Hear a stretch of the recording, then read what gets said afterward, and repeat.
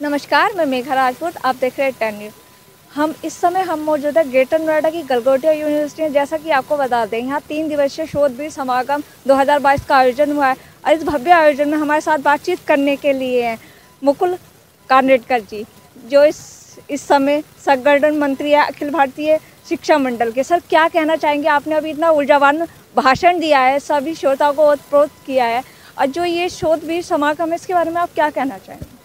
भारतीय शिक्षण मंडल का काम शिक्षा क्षेत्र में चलता है और शिक्षा क्षेत्र में खास करके उच्च शिक्षा में सबसे महत्वपूर्ण बात है शोध। और आज देश जिस प्रकार से आगे बढ़ रहा है, उस समय बौद्धिक संपदा भारत के लिए सर्वाधिक महत्वपूर्ण संपदा है। और हमारे युवा जो विश्वविद्यालयों में पढ़ रहे हैं, उनके अंदर क्षमता तो बहुत है, केवल अवसर देने की आवश्यकता है। तो भारतीय शिक्षण मंडल ने जुलाई से प्रारंभ करके सुभाष स्वराज सरकार इस नाम से ये शोध पत्र लेखन प्रतियोगिता ली। पूरे देश में युवाओं को आह्वान किया कि वो विभिन्न विषयों पर शोध करके और शोध पत्र लिखे, रिसर्च पेपर लिखे।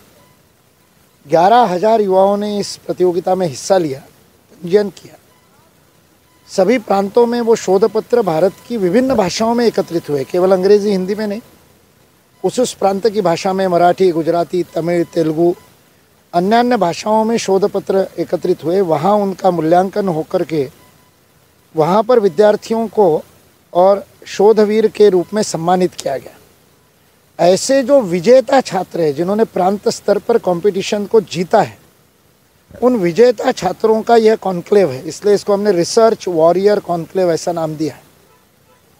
शोधवीर समागम, युवा शोधवीर समागम। और ऐसे पूरे देश भर में से लगभग 450 युवाओं का हमने चयन किया था, सिलेक्शन किया था इस शोधवीर समागम में आने के लिए।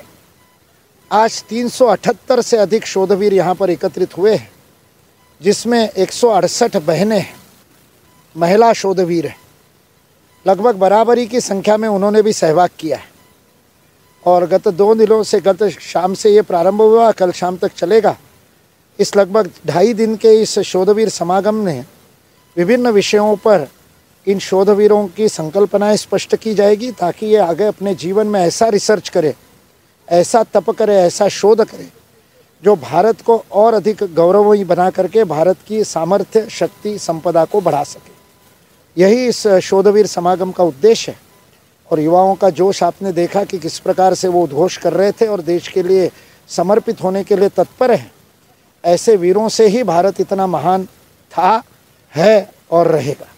जैसा कि आपने अपने भाषण में भी उसका उल्लेख किया कि अंग्रेजों के टाइम से भी बहुत छेड़छाड़ हुई है हमारी संस्कृति के साथ, तो आप एक बढ़ावा दे रहे हैं, संस्था बढ़ावा दे रही है, तो क्या कहना चाहेंगे एक युवाओं को आज के टाइम में? आप क्या है, जानकारी का अभाव नहीं है, जानकारी सब उपलब्ध है।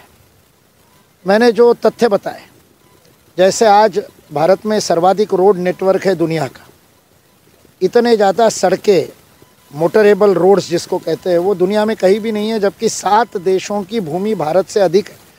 रशिया की लगभग भारत से दुगनी है, चीन की 1.5 गुना है, ऑस्ट्रेलिया की लगभग 1.5 गुना भूमि है। लेकिन ऑस्ट्रेलिया में इतनी सड़कें नहीं है जितनी भारत में, इतना रेल नेटवर्क नहीं है जितना भारत में।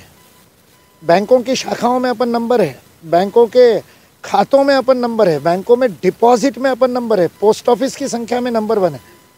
ये ऐसी बातें हैं जो मैंने कोई अपने मन से तो नहीं बताई, ये तो सारी उपलब्ध है। गूगल आप करेंगे तो आपको पता चल जाएगा, लार्जेस्ट बैंक नेटवर्क निकालिए। लेकिन हमारे युवाओं को भारत की ये महानता बताई नहीं जाती।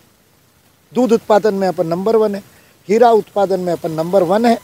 दुनिया में जितने हीरे कट किए जाते हैं, 10 में से 9 हीरे, 90% हीरे भारत में कट होते हैं। दुनिया की हीरों की राजधानी है, डायमंड के हम कैपिटल माने जाते हैं। ऐसी अनेक बातें। दुनिया में जितना सोना बेचा जाता है, 80% भारत खरीदता है।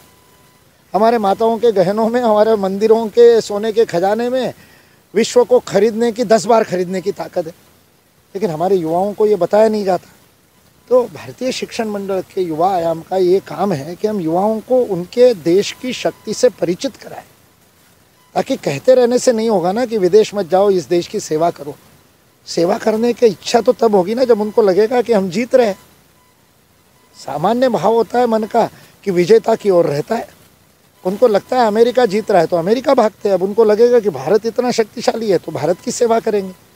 तो वह काम हम भारतीय शिक्षण मंडल में करते हैं, सत्य को तथ्य के साथ सामने रखते हैं। सर, जैसे आपने युवाओं की बात की, युवा सोचता है कि अमेरिका जाएगा तो बहुत सुपीरियर होगा, तो हमारी एक ही मेंटलिटी क्यों हो रही है कि वहाँ जाएंगे क्योंकि इंडिया में इतना कुछ है, फिर भी हम उस पर यहाँ नहीं करना चाहते हैं, हम बाहर जाने का है सब? दो कारण है, एक तो जानकारी नहीं भारत में क्या है, नंबर 1 तो ये है। सबसे बड़ी बात यह है कि अज्ञान है, हमने उनको बताया ही नहीं। तो इसलिए हमारी पुरानी पीढ़ी ने अपने गौरव को उत्पन्न नहीं किया हमारे बच्चों के अंदर, और जिन्होंने उत्पन्न किया उन्होंने केवल इतिहास की बात बताई। और युवा को इतिहास की बातें लगती है ये तो बुढ़िया का एल्बम है, जवानी में सुंदर थी, अब तो झुर्रिया है। तो युवा उससे नहीं आकर्षित होता, युवा को तो आज की बात बतानी पड़ेगी ना, और वो बात हमने नहीं बताई। ये एक महत्वपूर्ण कारण है कि विदेशों के प्रति आकर्षण है। दूसरा, विदेशों के बारे में तथ्य नहीं बताए। Whatever comes from the west is best का मन बना लिया। जबकि आज मैंने आज बताना रह गया, फाइबर ऑप्टिक नेटवर्क में भारत नंबर 1 है। अमेरिका में फाइबर ऑप्टिक नेटवर्क नहीं है क्योंकि अमेरिका ने 20 साल पहले कॉपर नेटवर्क डाल दिया था। अब कॉपर नेटवर्क को हटा के फाइबर ऑप्टिक डालने की हिम्मत नहीं है अमेरिका की सरकार में, इतना पैसा नहीं उनके पास। भारत ने उस समय कॉपर नेटवर्क नहीं डाला तो सब लोग हमको चिढ़ाते थे। आज हमने फाइबर ऑप्टिक नेटवर्क डाल दिया, अब 5G में हम मास्टर बनने वाले, दुनिया के सर्वोत्तम बनने। ऐसी अनेक बातें जिसमें भारत आज अग्रणी है।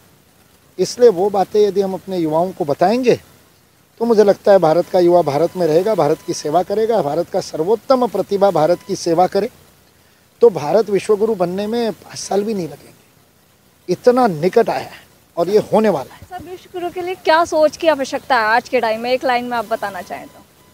आत्मविश्वास और कुछ नहीं। गुरु का अर्थ होता है बड़ा, गुरु का विपरीत होता है लघु। हमारी मानसिक लघुता होगी तो हम गुरु कैसे बनेंगे? तो मानसिक लघुता का त्याग करके आत्मविश्वास जागृत करना, इतनी एक ही बात है। बस वो आग लग जाए तो देश विश्वगुरु है already. Thank you so much. Thank you. मैं मेघा राजपूत, आप देख रहे हैं 10 न्यूज़।